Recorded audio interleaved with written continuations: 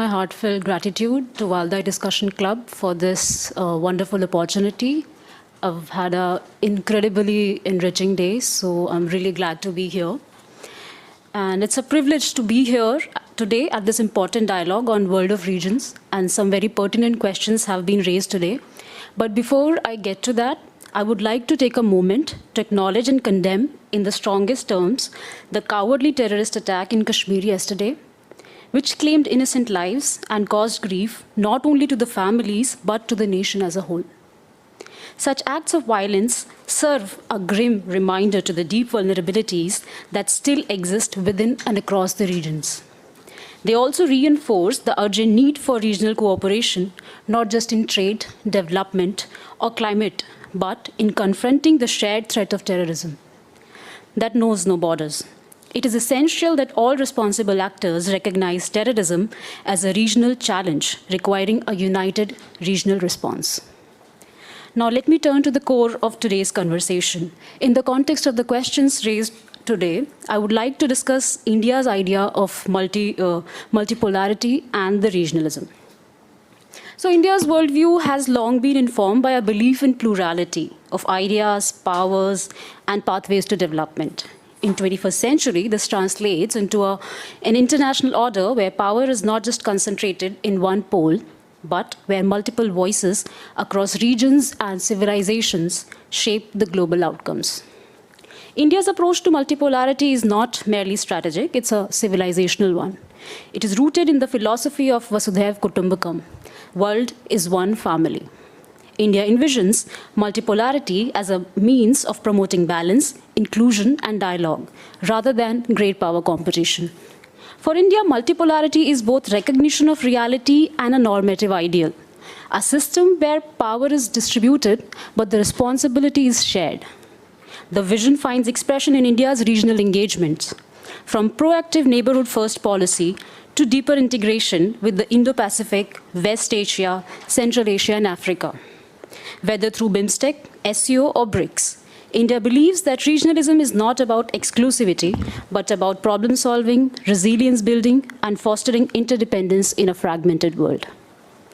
India's foreign policy is focused on positioning it as an actor that builds bridges between the region, between global north and global south.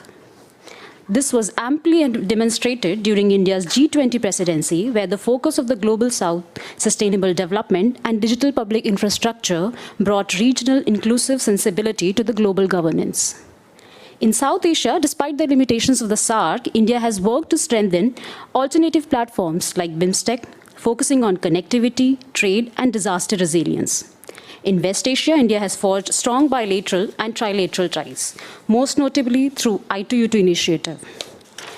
In the Indo-Pacific, India's Act East initiative reflects its commitment to inclusive, transparent regionalism that resists both coercion and protectionism. But let us not romanticize regionalism. Regionalism can also falter. When trust breaks down, when big power politics overshadows the common good, or when terrorism, extremism, and instability are allowed to fester. This brings me to the earlier mention of the tragic attack in Kashmir. The threat of terrorism, whether in Kashmir, Moscow, or Kabul, it disrupts the regional integration, it poisons the dialogue, and derails development.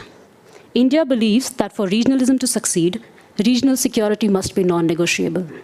No meaningful cooperation can be sustained if terror is used as a tool or if we turn a blind eye to violent non-state actors. This is why India has consistently called for a zero-tolerance approach to terrorism and for mechanisms that ensure accountability within regional frameworks.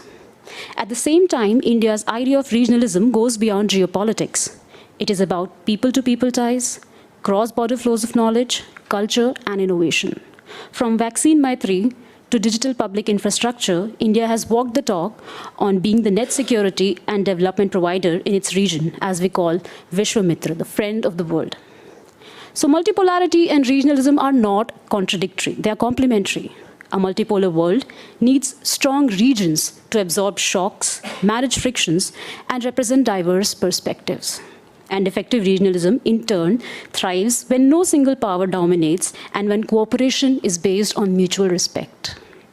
So in conclusion, I would like to say that India India's idea of multipolarity is deeply regional, and its idea of regionalism is increasingly global. It is the synthesis that defines India's evolving role in the world, one that does not seek dominance, but balance, not blocks, but bridges. Thank you. Спасибо большое, уважаемая Рупал. Thank you so much,